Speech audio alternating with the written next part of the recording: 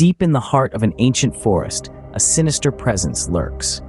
This vast, verdant expanse, where time itself appears to stand still, is steeped in tales as old as the gnarled roots that intertwine beneath its surface.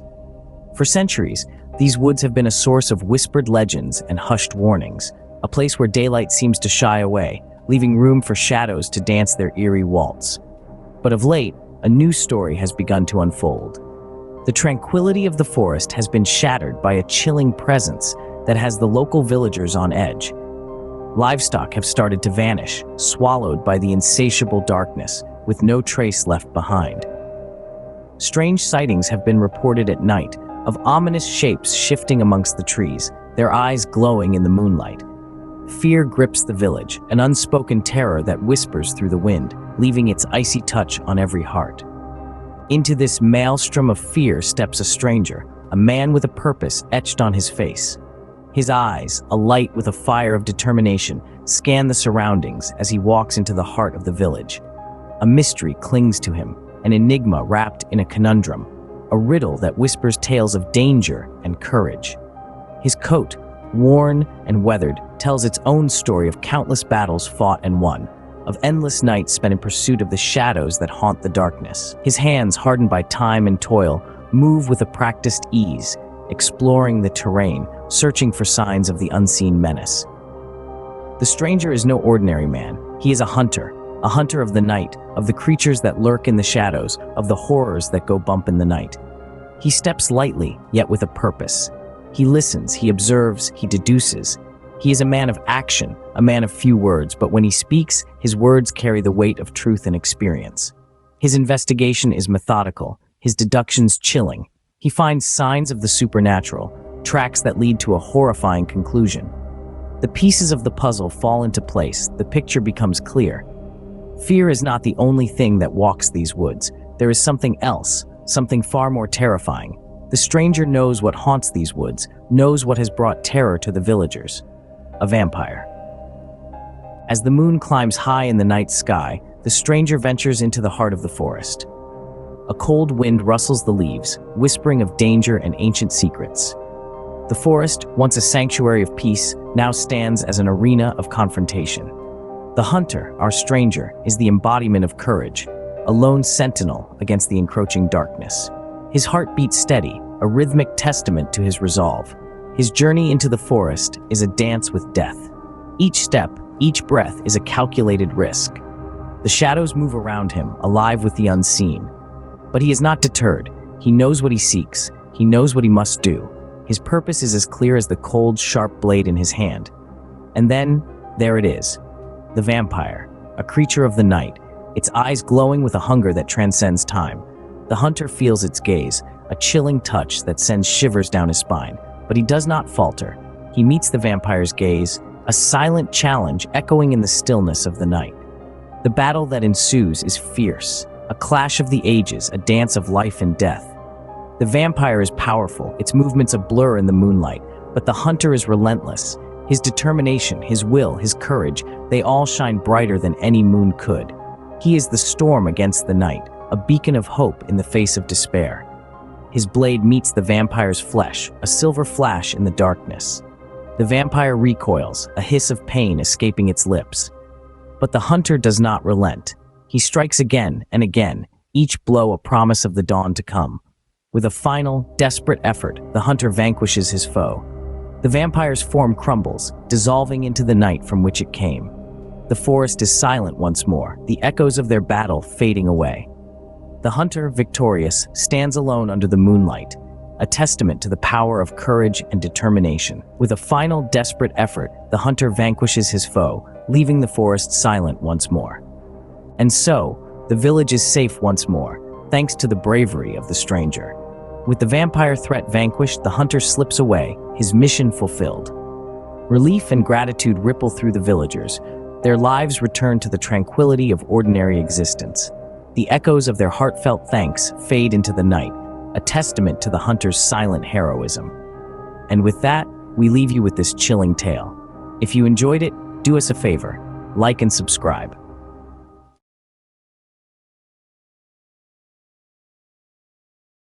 In the quiet stillness of a house that should be safe lurks a terror unseen. Picture an ordinary home nestled in the heart of an ordinary neighborhood. As the sun dips below the horizon, a cloak of darkness falls, and with it, an eerie silence. The usual hum of life is absent, replaced by a sense of dread that creeps into every corner, hinting at the presence of something sinister.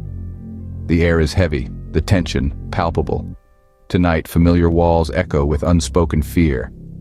The silence stretches, growing thicker with each passing moment. It's an unsettling quiet, the kind that seeps into your bones, creeping and crawling until it nestles in the pit of your stomach. Our protagonist sits, isolated in the solitude of their own home as the absence of sound wraps around them like a shroud. The house creaks, an eerie symphony of groans and whispers that echo through the empty halls. It's an orchestra of solitude, each creak a reminder of their isolation.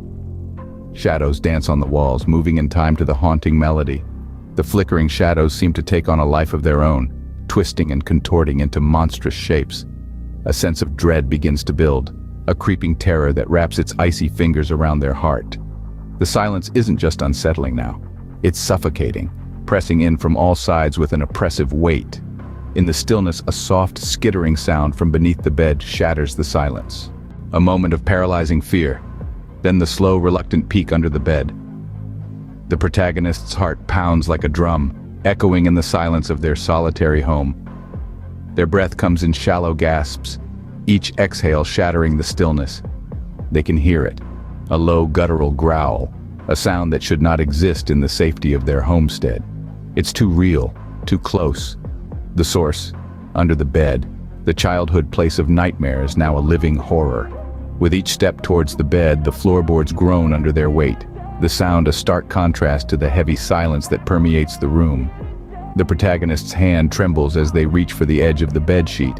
Every fiber of their being screams to turn back, but they press on, driven by a primal need to confront the unknown. The seconds stretch into eternity as they lower themselves onto the floor, their heart pounding in their ears.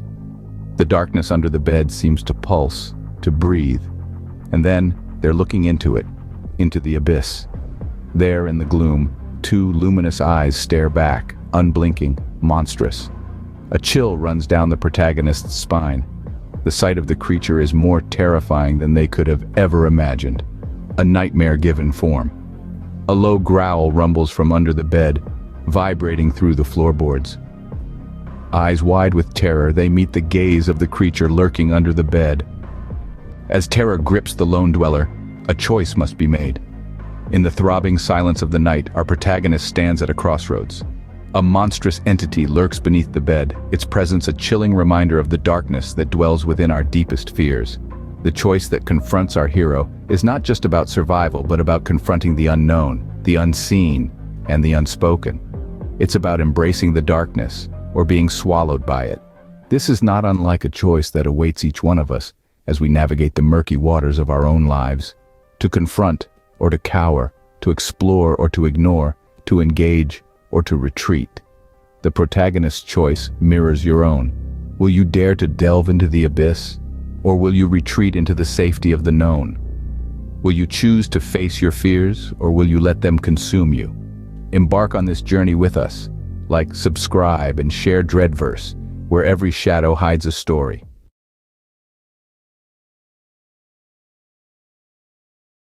Welcome to the DreadVerse, where your darkest fears come to life. A realm where the eerie echoes of the unknown resonate. DreadVerse is not just a channel, but a conduit to the realms of horror and supernatural. We delve into the macabre, the sinister, and the downright terrifying. With our high-quality narrative stories, we strive to bring forth the best of horror, with every tale carefully crafted to send a chill down your spine. Our stories span the spectrum of the supernatural, from the restless spirits of the departed to the bloodthirsty creatures of the night.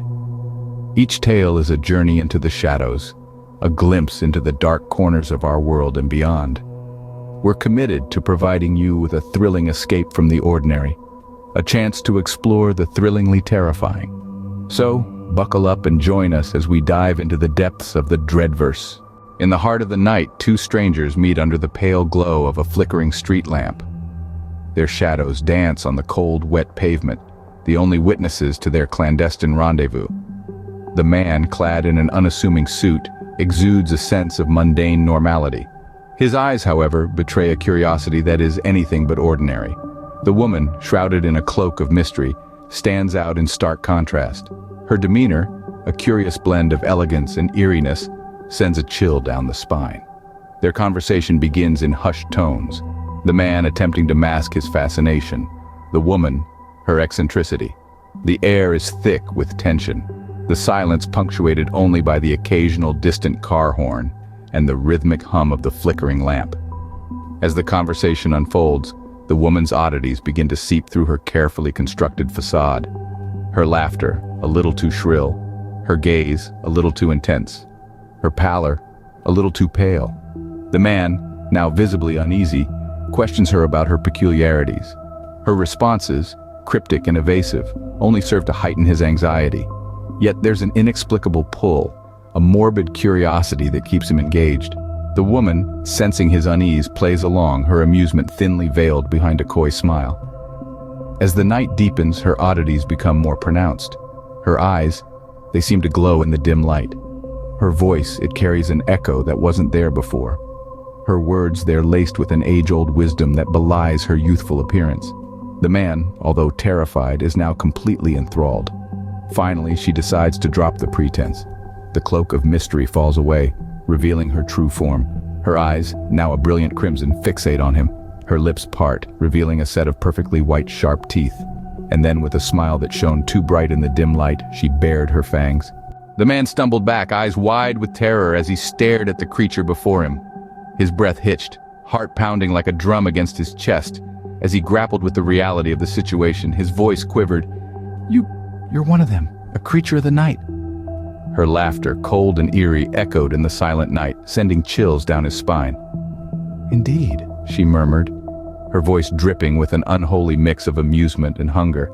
"A vampire, if you prefer the term, born of darkness, bound to the shadows." Her eyes, once warm and inviting, now held a predatory gleam. "I've walked this earth for centuries, feeding on the life essence of humans. Your fear..." She inhaled deeply. "It's intoxicating." His mind reeled, struggling to comprehend the horrifying truth. He was trapped, caught in the gaze of a predator, a monster that wore the face of a woman. "There's no escape," she hissed, her eyes glowing with an otherworldly light.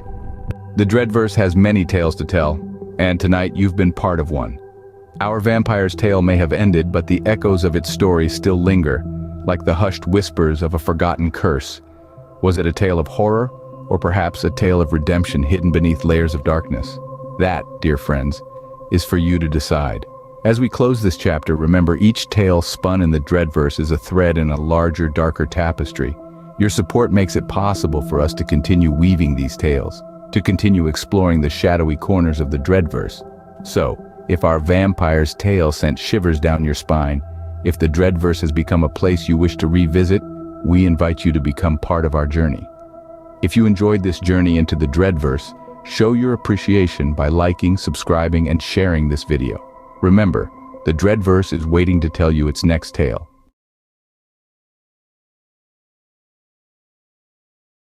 In the bleak midwinter, under the pale glow of the moon, a beastly howl pierces the still night air. The werewolf, a creature shrouded in mystery and fear, prowls the shadowy corners of our imagination. But where did this chilling myth originate? And what is the curse that transforms man into monster? The tale begins in the ancient world, where the boundaries between man and beast were not as clearly defined. In the heart of ancient Greece, the legend of King Lycaon of Arcadia set the stage for the werewolf myth. As punishment for serving human flesh to Zeus, the king was transformed into a wolf. This tale, passed down through the ages, laid the foundation for the werewolf myth we know today. Fast forward to medieval Europe, where the werewolf myth took on a darker hue. Here, in the shadow of the witch trials, the werewolf became a symbol of the devil's influence, a scapegoat for the inexplicable horrors of life. People accused of lycanthropy were hunted down, their trials often ending in execution. The werewolf, once a cautionary tale, had evolved into a creature of sheer terror. The 18th century saw the pinnacle of werewolf hysteria in Europe. The Beast of Gevaudan, a large wolf-like creature, was said to have killed over 100 people. This reign of terror further ingrained the werewolf myth into the collective consciousness, cementing its place in folklore and superstition. But what of the curse itself?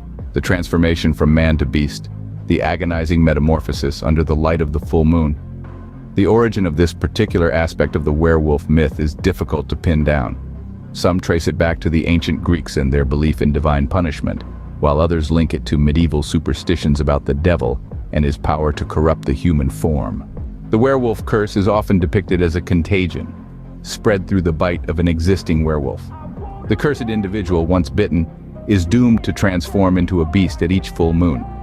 This aspect of the myth taps into our primal fears of loss of control, of the beast within us all.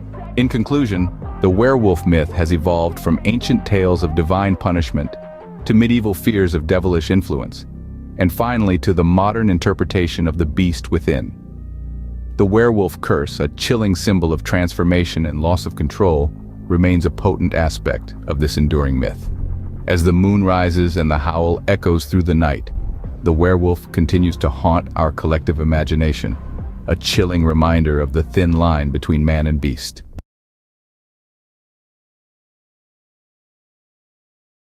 Ever wondered what secrets the moonlit woods might be hiding? Well, let me take you to a remote village, nestled in the heart of dense, whispering woods. Here, under a full moon's glow, our tale begins with a local hunter named John. One fateful night, John returns home, his face as white as the moon that hangs above him. His wife, Mary, rushes to his side, her eyes wide with worry. "What's wrong, John?" she asks, her voice trembling. I saw something in the woods," he stammers, his hands shaking. "Something I can't explain." Their small cabin is filled with a tense silence. John's usually unshakable composure is shattered, replaced with a fear that seems to seep into the very walls of their home. "Was it a bear, John?" Mary whispers, trying to rationalize the situation. "It wasn't no bear, Mary," he insists, his voice barely audible. "It was something sinister." John's tale spreads throughout the village like wildfire. The villagers, hardened by the harsh realities of life in the wilderness, dismiss his story as nothing more than a bear sighting. Bears are common in these parts, they reason, and John's imagination must have played a trick on him in the moonlight, but John knows what he saw. He knows it was no bear. As the moon reaches its peak in the night sky, the village is still, save for the whispers of the trees and the distant hoot of an owl. But then it happens. A howl, unlike any other, ripples through the night, sending a shiver down the spine of every living creature that hears it. It's not a bear, nor a wolf. It's something more, something that sends chills down to one's very soul. And as the howl pierced the silent night, a cold dread washed over John. Have you ever heard of the curse of the blood moon? Our tale now takes us from the tranquil woods to the heart of a thriving metropolis, where the skyscrapers pierce the sky and the nights are never truly dark. Here we find Richard, a man of success and stature, but beneath that polished veneer, he's haunted by a recurring nightmare, the transformation into a monstrous beast under the blood moon's eerie glow. Enter Dr. Anderson, a voice of reason amidst the growing storm in Richard's mind. He's a seasoned therapist, adept at navigating the labyrinth of the human psyche. But even he finds himself challenged by Richard's vivid and terrifying dreams teetering on the edge of reality.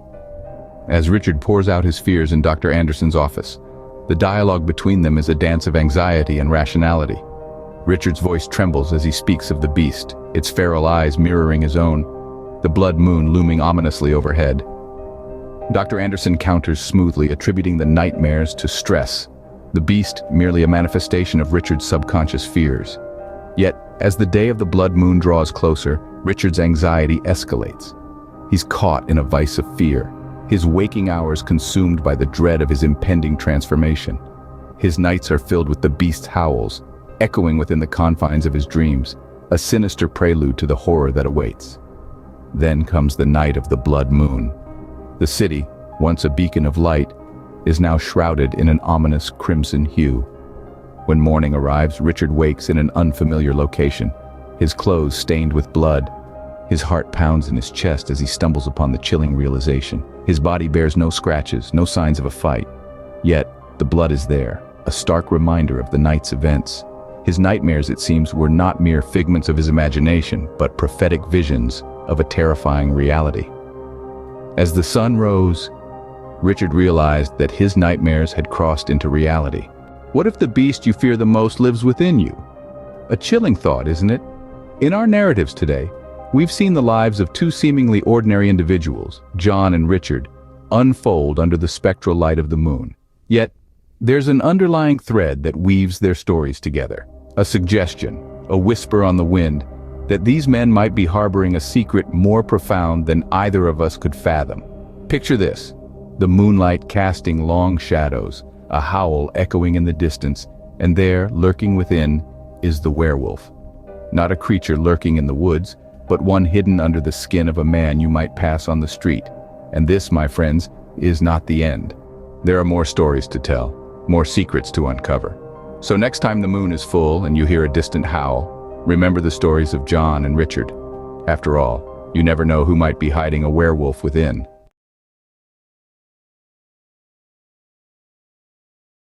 As the moon ascends in the obsidian sky, the forgotten abode shivers in the spectral light. Shadows twist and twirl, whispering tales of ancient curses, their dark forms painting grotesque pictures on the crumbling plaster.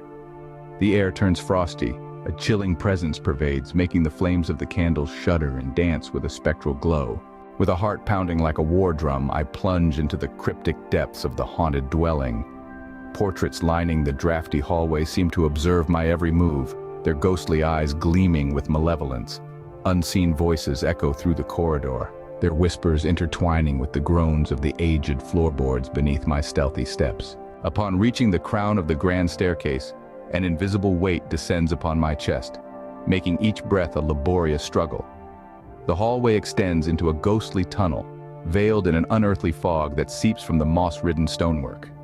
The far-off cry of a spectral wolf reverberates, sending icy tendrils down my spine. The chamber of Obadiah lies at the end of the ominous passage, its door slightly ajar. With a trembling hand, I thrust it open to unveil a scene of chilling disquiet. The once luxurious four-poster bed now radiates a sense of foreboding. Tattered curtains sway in the phantom breeze that sweeps through the room, carrying with it the putrid scent of decay. Delving once again into the accursed tome, the apparition of the old man materializes, his form distorted by the capricious shadows. His desperate plea resounds, intertwining with the guttural growls that echo from unseen corners of the house. The air grows heavy with an impending catastrophe. Suddenly, the room is consumed by darkness, and the spectral figure evaporates, leaving me alone with the ominous melody of claws scraping against time-worn wood. A pair of glowing eyes burn in the black abyss, their gaze locked onto me with an unnatural hunger. The nightmare, birthed by the curse, takes form, a monstrous embodiment of the werewolf that has plagued this cursed lineage for centuries. In the suffocating darkness, I stand frozen, trapped between reality and the supernatural as the malevolent entity draws nearer, its unseen claws dragging across the floor. The unholy union between the cursed abbey and the vengeful spirit has woven a tapestry of terror, and I am ensnared within its nightmarish threads. The howling wind outside escalates, joining the symphony of spectral whispers, and I am confronted with a choice that reverberates through the haunted corridors. Face the ancient evil or surrender to the eternal darkness that waits within the accursed walls. But just as I'm about to make my decision, the story is to be continued.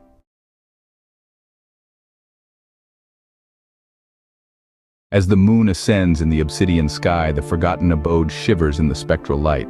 Shadows twist and twirl, whispering tales of ancient curses, their dark forms painting grotesque pictures on the crumbling plaster.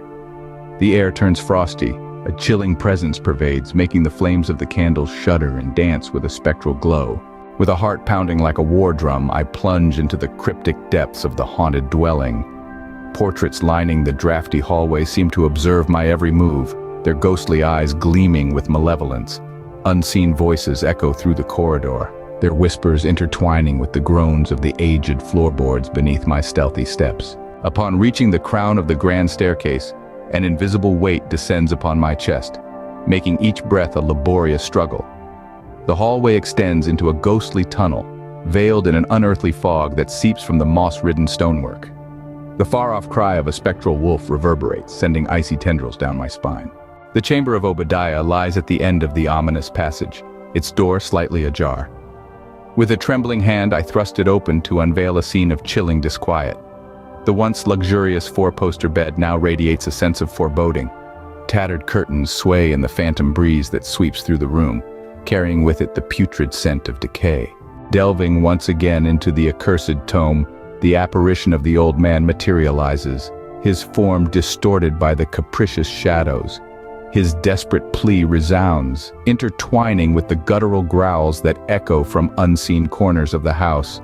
The air grows heavy with an impending catastrophe. Suddenly the room is consumed by darkness, and the spectral figure evaporates, leaving me alone with the ominous melody of claws scraping against time-worn wood.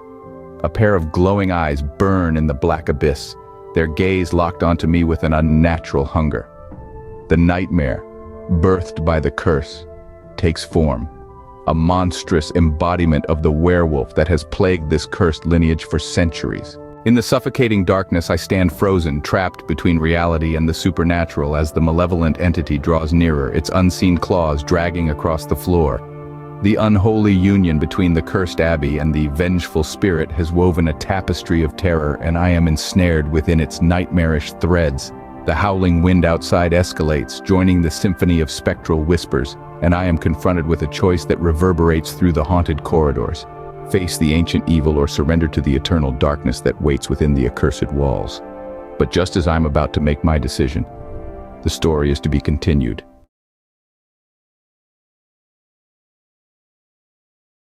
Ever pondered over what hides in the shadows of forgotten justice? Welcome, dear viewer, to the bone-chilling, hair-raising tale of an ordinary man with extraordinary courage, Detective Hanzo. Hanzo, a character sculpted by trials and tribulations, nurtured by harsh realities and chiseled by the harshest elements of life, was a man who defied fear. This is a man who dared to gaze into the abyss of the unknown, his eyes holding a steadiness that belied the terror lurking within the shadows. As the city, once a bustling metropolis, fell slowly but surely into the clutches of a series of baffling and gruesome murders, a conversation of grave importance unfolded within the depths of Hanzo's gritty, nicotine-stained office. His office, a haven of sorts, was filled with remnants of solved cases, walls adorned with accolades of bravery and intelligence. But this time, the room echoed with an unusual unease, a reflection of the mystery that lay ahead. His trusted assistant, May, a woman of exceptional intelligence and courage, her face pale with anxiety, broke the silence. She asked, her voice barely more than a whisper, "What do you make of this, Hanzo? These murders, they're unlike anything we've ever seen. They're chilling, horrifying." May, known for her composure, was visibly shaken, echoing the dread that had encapsulated the city. Hanzo, a man known chaos for cracking the most complex and intricate cases, looked at May. His usually cheerful face now wore a grim expression, the light in his eyes replaced by a darkness that mirrored the terror that had gripped the city. "Indeed, May," he replied, his voice steady despite the turmoil within. "We are on the threshold of a horror story like no other. This isn't just another case, it's evil, a fight against fear, and we must face it head-on." As Hanzo's words hung in the air, the chilling conversation slowly faded into a deafening silence. The atmosphere in the office grew dense, as if the walls were closing in, reflecting the ominous situation at hand. Detective Hanzo, an embodiment of strength and determination, found himself drawn deeper into this eerie tale, a tale so spine-chilling it threatened to shatter his stoic. This was no ordinary tale. This was a tale that would push him to his limits, test his mettle, and force him to confront the darkest corners of his mind. A tale that would change him, for better or worse. A tale that would make him question everything he knew, everything he believed in. But deep down, Hanzo knew this was a tale he had to brave, a tale he had to conquer. This was his tale. An abandoned mansion became his chilling arena, its dilapidated walls whispering tales of past horrors and spectral terror. This was no ordinary mansion, but a monument to dread, every brick and stone etched with the passage of time and secrets that were buried deep within. Its grandeur was now lost to despair and age, the once majestic structure reduced to a skeletal framework, a chilling testament to the dance of time and power. As Hanzo ventured deeper into the heart of this foreboding fortress, he felt the overwhelming weight of its history. Each step echoed with an ominous resonance, bouncing off the decaying walls and returning as a ghastly moan. He was an intruder in this tomb of forgotten stories, a maze of hidden truths and unanswered questions. Within this cold, eerie labyrinth, Hanzo discovered a hidden chamber, a room lost to the annals of time. Its haunting aura was accentuated by cryptic symbols etched into the walls. Symbols that corresponded eerily to those found on the victims of the unsolved series of crimes that had been plaguing the city for far too long. A chilling realization washed over him. He had stumbled upon the lair of an unseen horror. As he peered into the gloom, the flicker of a single candle trembling in the wind was the only source of light. The candlelight danced off the dust-laden faces in old, forgotten photographs, casting long, distorted shadows that played tricks on the eyes. These were more than simple images. They were whispers from the past, silent spectators of the horror that had occurred within these walls. Hanzo, his heart pounding in his chest, paused. His voice wavered for a moment before he found the strength to break the heavy silence. "Fear, you are not my master," he whispered to himself, his voice echoing through the chamber. His eyes, pools of steely determination, were set firmly on the path ahead. "This place, it chills my bones, yet I won't back down, not until the mystery is unveiled." His words hung in the air, a promise to the past and a challenge to the unseen. And with that proclamation, the air grew thicker, heavier. The atmosphere shifted, creaking with age and foreboding. The candle flame flickered violently, casting an erratic light on the chamber walls. A palpable sense of dread seeped into the room, a dark pressure that felt alien and ancient in its intensity. The mansion seemed to respond to his resolve, its spectral inhabitants stirring in the shadows, awakened by his resolve. Then, the air seemed to come alive, imbued with an ethereal presence. It was as if the mansion itself had awakened, its ancient consciousness stirred to life by Hanzo's words. This was an unseen entity, a phantom from a forgotten era, a presence that was not of. From the depths of the shadows, a spectral figure emerged, its ethereal form woven from the fabric of revenge itself.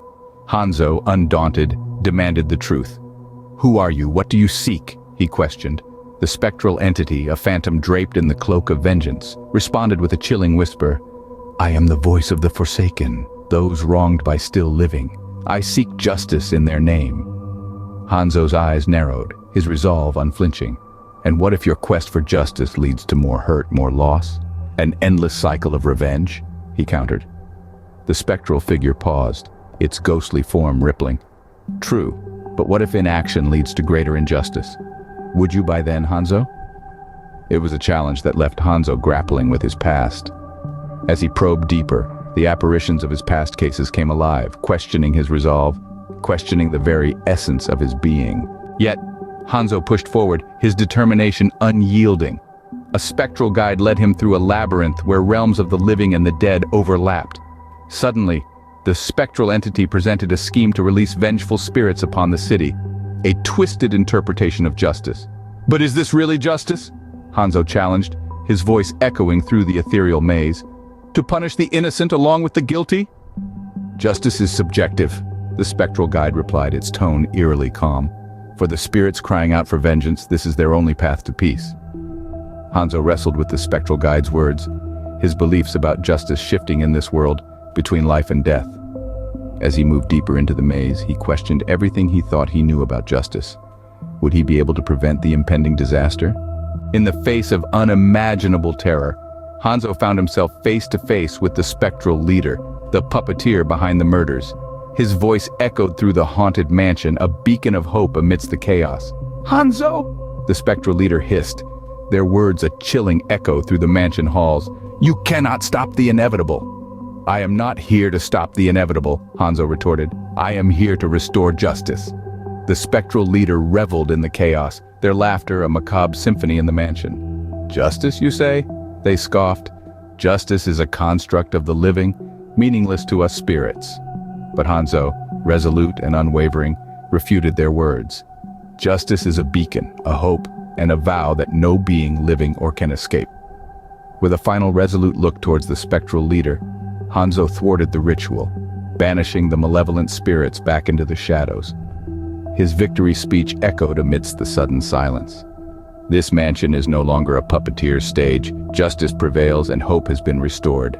As the spectral symbols faded, the city breathed a sigh of relief.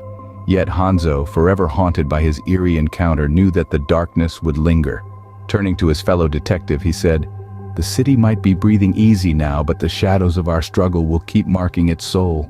We've saved it today, but I feel the darkness will remain, reminding us of our battles." His words were a chilling reminder of the horrors he had faced for the sake of justice. A city was saved, but forever marked by the shadows that Hanzo and his fellow detective had confronted. So, here ends the tale of Detective Hanzo. As a journalist once asked him, "Hanzo, how do you reflect on your legacy?" With a deep sigh, Hanzo replied, "It's not about legacy, journalist. It's about seeking the light of justice, even when surrounded by darkness." The then prodded further, "You've stared into the abyss, faced the horrors of the unknown. What was that like?" Hanzo pensively replied, "It was haunting yet enlightening. One learns to appreciate the light when they've experienced the dark." A man who dared to stare into the abyss, lived to voice his haunting experience, and victorious. A man who, despite the horrors of the unknown, continued to seek truth and justice. A man whose story and haunting legacy will forever echo in the corridors of the city he saved.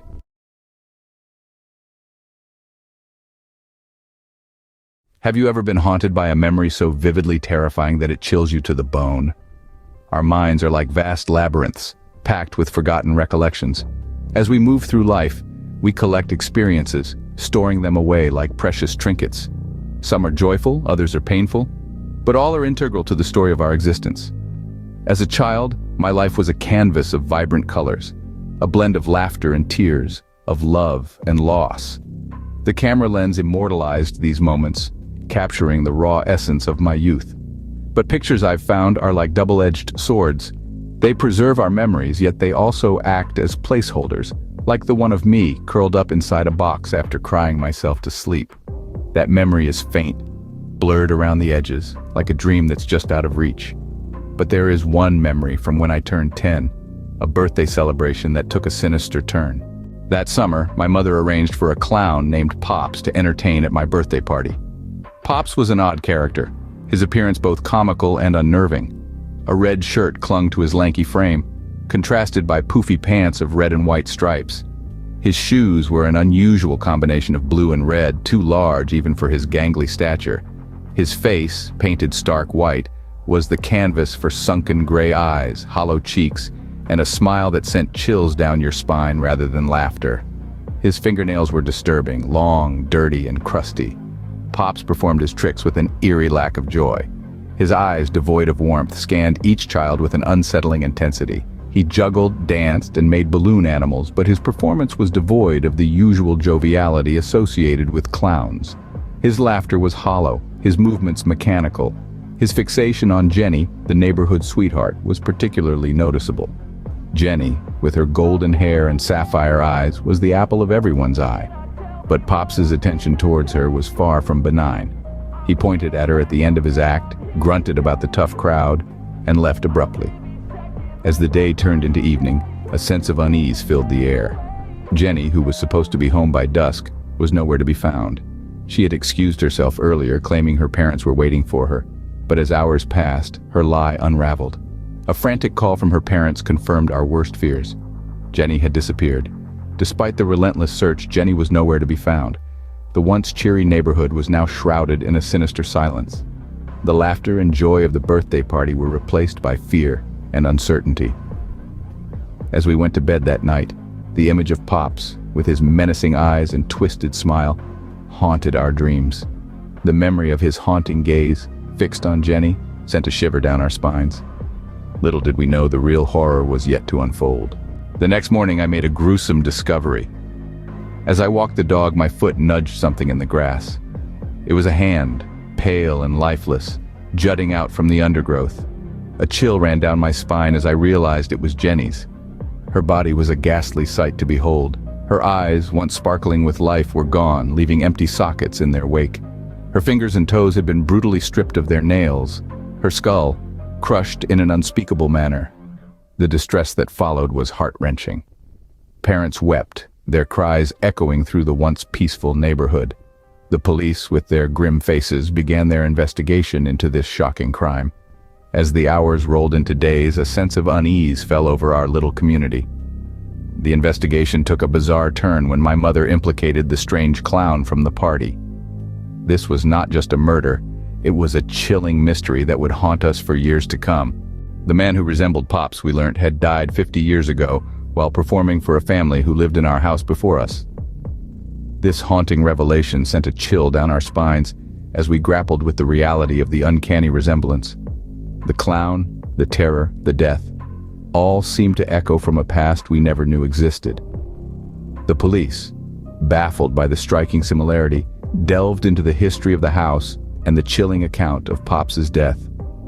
The family who had lived here before us had also experienced a similar tragedy. The clown, who had been entertaining at a party, had died under mysterious circumstances, and a child had gone missing the same night. This eerie coincidence, this terrifying repetition, seemed to be a chilling echo from the past. The story of Pops, the menacing clown, forever etched a dark legacy in our minds. Our childhood memories were now haunted by this unsettling figure. We were left grappling with a chilling mystery that transcended time.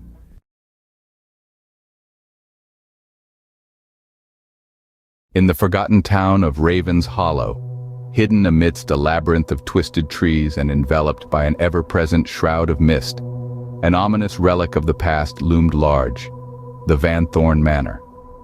This once grand mansion, with its dilapidated facade and skeletal remains, stood as a chilling testament to a history veiled in secrets and haunted by a malevolent force.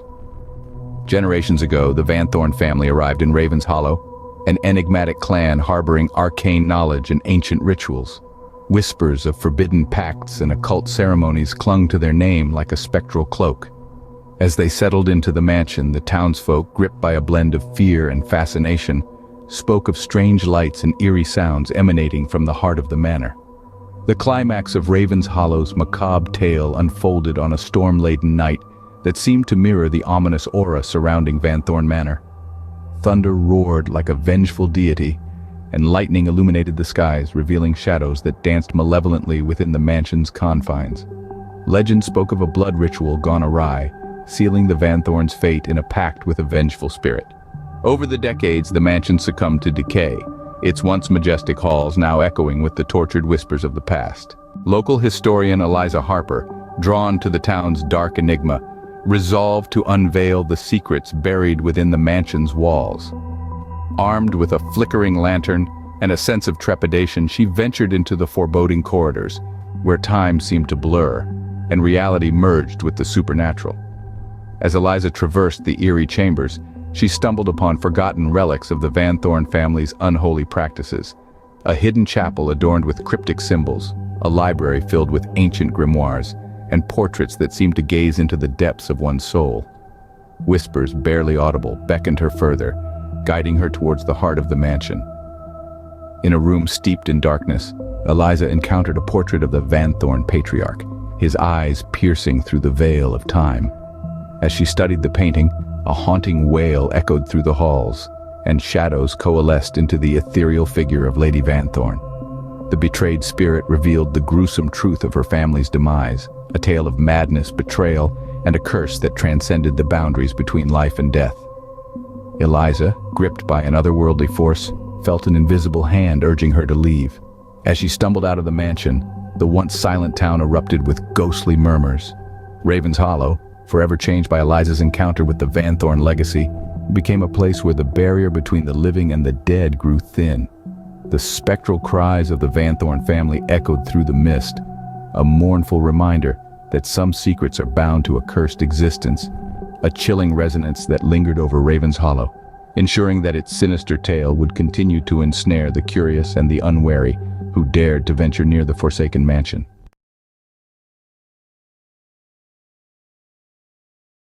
The old house loomed, its dark facade a sinister silhouette against the moonlit sky. Creaking floorboards echoed my hesitant steps as I entered, shivers coursing through my spine. Unseen eyes seemed to watch my every move in the suffocating darkness. As I explored the forsaken rooms, a spectral chill filled the air. Whispers, eerie and indistinct, taunted me. Shadows morphed into ominous shapes, distorting reality. A flickering candle revealed fleeting glimpses of ghostly apparitions, their eyes reflecting the torment of the afterlife. In the heart of the house, a decaying portrait hung, its subject a mysterious figure with hollow eyes. A sudden gust extinguished my only source of light, plunging me into a suffocating abyss. Unseen hands brushed my skin, sending a surge of terror through my veins. From the shadows emerged a ghastly figure, its form shifting between ethereal and corporeal. A voice, cold and otherworldly, echoed in my mind, recounting the tragic tale of the house's past. A vengeful spirit wronged in life sought retribution, and I had unwittingly become a part of its malevolent narrative. Desperate to escape, I stumbled through the labyrinthine corridors. Unseen whispers grew louder, echoing with the despair of lost souls.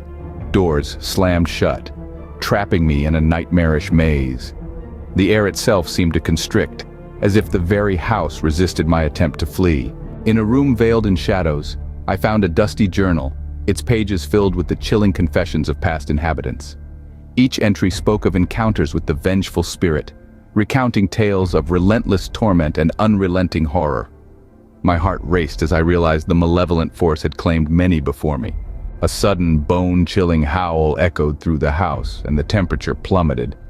Unseen hands gripped my shoulders, and the vengeful spirit materialized before me. Its hollow eyes bore into mine, a silent plea for release from the eternal torment that bound it to the accursed house. I frantically searched for a means to appease the spirit, to break the cycle of suffering. In a hidden chamber, I discovered a forgotten relic, a locket that once belonged to the spirit in life. With trembling hands, I offered the locket as a token of peace. The air shifted, and the oppressive darkness lifted. The house seemed to exhale a sigh of relief, as the vengeful spirit, now serene, faded into the ethereal mist. Unseen burdens lifted, and the once malevolent atmosphere transformed into a serene stillness. As I stepped out of the old house, the moon bathed the surroundings in a gentle glow. The oppressive weight that had clung to the air dissipated. The haunted whispers were replaced by a tranquil breeze, carrying with it a sense of closure. The old house, once a realm of unrelenting horror, stood silent. It had relinquished its vengeful spirit, and I, the unwitting interloper, had become the unwitting harbinger of its redemption. The moonlit night embraced the transformed abode, and I walked away, forever marked by the chilling tale of the house's haunted past.